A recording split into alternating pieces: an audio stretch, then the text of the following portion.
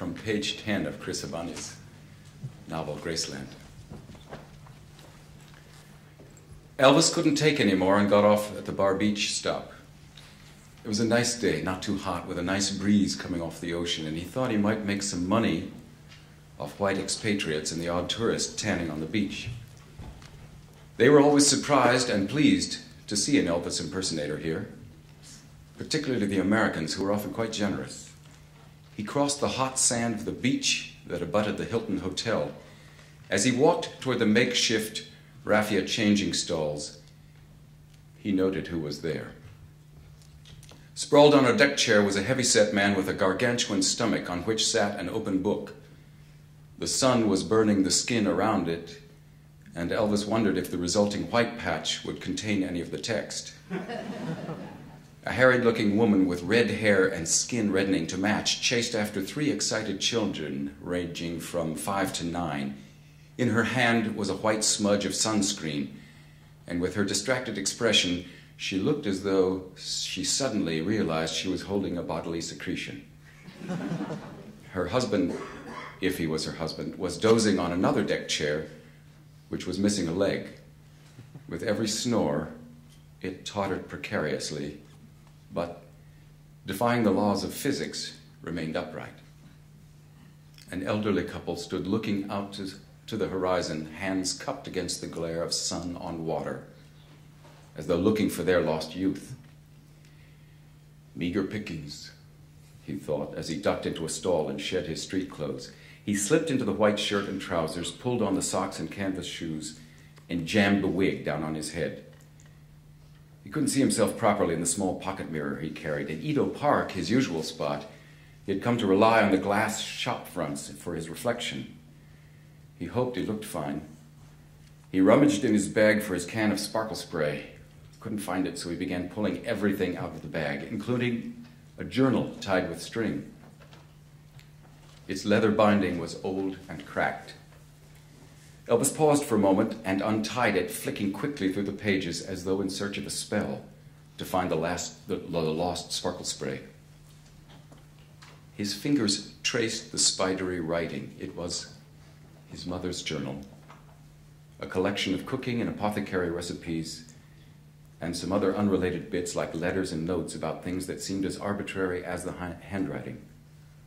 All that he had inherited from her, all that he had to piece her life together. He stared at the page he had opened it to and read the recipe as though it were a fortifying psalm. Closing the journal with a snap, he retied it and returned it to his bag with the other items he'd taken out, although he found the sparkle spray. When he tried to use it, he realized he'd run out. He shook the can angrily and depressed the nozzle repeatedly. There was a tired hiss of air, but no sparkle. With a defeated sigh, he turned to the small tin of talcum powder stuck in one of the pockets of his bag. He shook out a handful and applied a thick layer, peering into the mirror. He was dissatisfied. This was not how white people looked. If only he could use makeup, he thought, the things he could do, but makeup was a dangerous option, as he could be mistaken for one of the cross-dressing prostitutes that hung around the beach. They were always hassled by the locals and often beaten severely. Besides, Oye, his grandmother used to say in her Scottish accent, "Dinna cry about the things you cannot change." Pulling on his gloves, he grabbed his bag and stepped out.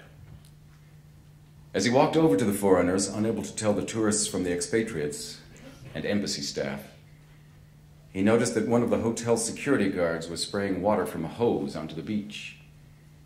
It seemed odd to Elvis, and the only thing he could think of was that it was meant to cool the sand near the foreigners.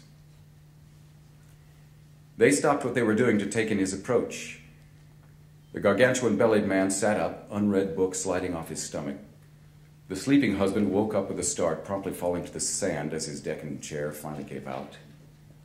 The harried woman stopped chasing the children, who gathered round her legs as the wraith that was Elvis drew closer. Even the old couple had given up the search for their youth to watch him. "Welcome to Lagos, Nigeria," Elvis said. He put his bag down and took several steps away from it. the freshly watered sand crunching under his heels. He cleared his throat, counted off 1, 2, 3, then began to sing Hound Dog off key. At the same time, he launched into his dance routine. It built up slowly, one leg sort of snapping at the knee, then the pelvic thrust, the arm dangling at his side, becoming animated, forefinger and thumb snapping out the time. With a stumble, because the wet sand, until he adjusted to it, sucked at his feet, he launched into the rest of his routine. It was spellbinding, watching him hover over the sand, movements as fluid as a wave, and it was some time before any of the foreigners moved or spoke. "What do you think he's doing?" the gargantuan-bellied man asked, turning to the father prone in the sand. "I don't know." "Does he work for the hotel?" "I don't know." "So what do you think he wants?" "I think he's doing an Elvis impersonation," the harried woman said. "Doesn't look like any Elvis I know. Besides, ain't that wig on back to front? Do you think he speaks English?" "Well, don't they all?" "Hey, son, what do you want?" Elvis stopped. "Money," he replied. "Like a tip?" "Anything you want to give?" "I don't have any money," the harried woman said, "but I have some chocolate. Have you had chocolate before?" She reached into her bag and held a Hershey bar out to him. "No, thank you, madam," Elvis said. "Hey, Mom, that's mine," one of the kids said, grabbing the Hershey bar and running off. "Bill! Bill!" she called, setting out after him. "Say, son, are you going to stand there all day?" Gargantuan Belly asked. "Do you want me to dance some more?" No, Gargantuan Belly said. "I don't think he's going to leave until he gets some money," prone husband chimed in. "Here," Gargantuan Belly said, reaching into the pocket of his pants lying in the sand. "Now take and go. Vamoose, before I set the security guard on you." The guard, who had been watching silently, put down the hose when he heard himself referred to. Elvis took the 2 naira. It hardly seemed worth it. His bus fare cost more.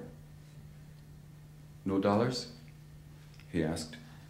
"Dollars? Beat it, son. Go on, vamoose." Elvis watched the guard approaching and with a sigh picked up his bag and headed away to the bus stop. Chocolate, indeed, he fumed. He got to the bus stop just as Amolue was pulling up. He waited for a rather generously proportioned woman to get off. She paused in front of him, taking in his face, his clothes, the wig, and the talcum powder running in a sweaty rivulet. "Who do this to you?" she asked. But before he could answer, she turned and walked away, laughing.